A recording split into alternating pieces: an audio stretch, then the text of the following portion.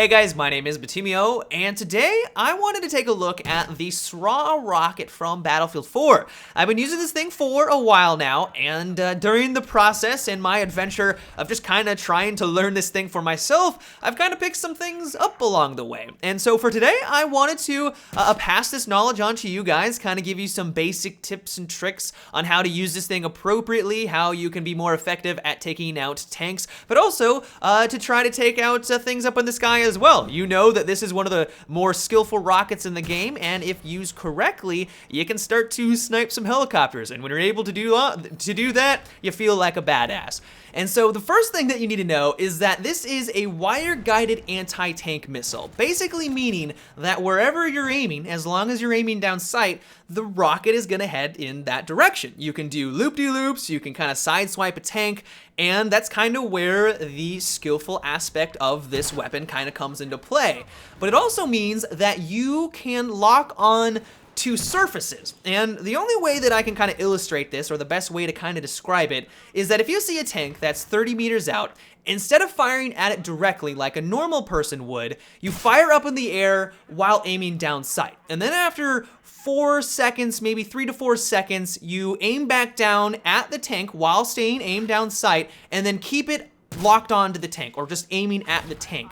The wire-guided system is then gonna kick in, and then the rocket is gonna change mid-flight directly down at the tank. And as long as it's not moving, it's gonna hit it. And so this then allows you to kind of pull off some pretty cool maneuvers. And probably my favorite is what I've dubbed the Wombo Combo. And the way it works is that if you see a stationary tank, it's out in the open, it's kind of trying to take out maybe one of your tanks off in the distance, but it's not really doing a whole lot of movement on its end. Instead of firing at it directly, aim up into the sky, you have to be aimed down sight to do this, and then fire a rocket. And then instead of trying to do anything fancy on your end, reload the weapon, you know, get another rocket in there, it's gonna fly up in the sky for a couple of seconds, and then aim directly at the tank itself, and then fire the next rocket. Don't move, don't change direction, don't try to do anything fancy, just keep it on the tank itself, and then what's gonna happen is that second rocket that you just fired is gonna hit, and then after maybe 1 second, the other one is gonna fly on in, as long as this tank is stationary, hitting it as well. And so basically what you've achieved is being one engineer hitting a tank with 2 rockets in only a couple of seconds. And so not only does this do a lot of damage, which is what we're looking for, it also keeps you off the radar of the driver, of the vehicle themselves. You guys know that the instant you start to fire projectiles at an enemy vehicle, the pilot or the driver is gonna get smart. They're gonna realize that someone's trying to take them down, and so they're gonna either look for you to try to kill you or retreat. And so when you pull off this little Wombo Combo, you're able to really catch them by surprise. You basically do 50% of their health instantaneously. And so this then kind of gives you some breathing room to get another couple of rockets downrange before they realize where you are and kind of your hiding spot.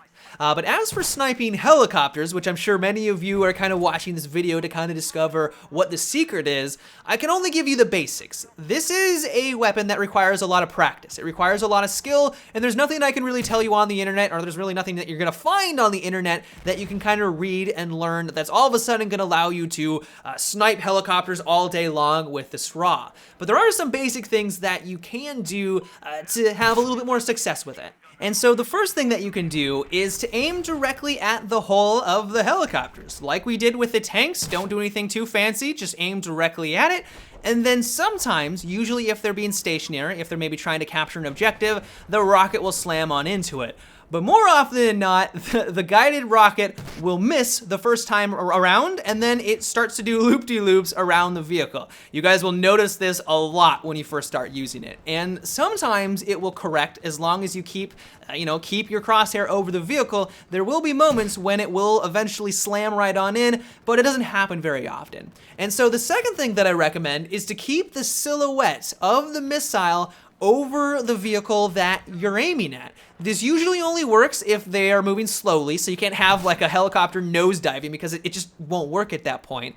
But if a helicopter is kind of slowly moving across the map, I find that this is the easiest way to be consistent with your shots and to get those snipes off. But for those crazy shots that I've somehow performed throughout today's video, that just comes with time. As I said, this is a very skillful weapon. You're gonna need a lot of practice with it. And so my final suggestion is to just use this as often as you can. You play as an engineer, strap on the SRAW, and then go to town. Like, you're gonna miss a lot. Like, that's just gonna happen. But eventually, you are gonna understand the missile speed, you're gonna understand more of the physics of Battlefield 4, and you'll slowly start to learn how things work, and eventually, you will start to nail these shots. It may take you a couple hours, it did for me, to start to understand everything, but once you do, it is well worth the time investment. But for my final piece of advice, this is also really good for taking out camping users, be them snipers, recons that are way off in the distance, be them really anyone who is standing still. This can be a great way to kinda snipe them from range. And what's great about it is that the personal defense weapons for the engineer class aren't really good for long-range combat. They're great for up close, they usually have a high RPM, and so they dominate in those situations, but when you get into those tight spots where you see a recon kind of camping across the map, it can be kind of challenging to take him out. And so, in my opinion, the better bet would just be to switch on over to the SRAW, kind of point and click. It's very easy, and as long as he doesn't move, you're gonna be able to take him out. But that is about it for today's video, guys. I hope you enjoyed, and more importantly, learned a couple of things. But until tomorrow, have a good one, and take it easy.